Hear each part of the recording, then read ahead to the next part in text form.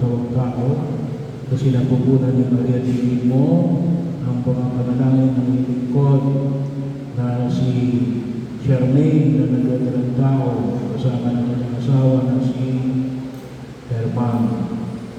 Pagpalain mo sila sa kanilang mga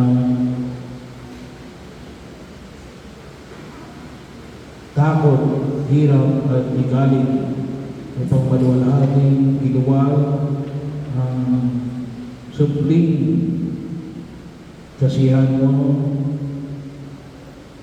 si Sherlyn na iyong biyaya at lakas ng loob sa bisa ng mga panalangin ni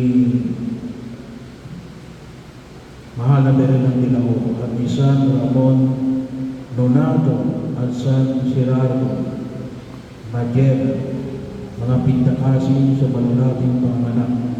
Hiniling namin ito sa pamamagitan ni Jesucristo, aming Panginoon.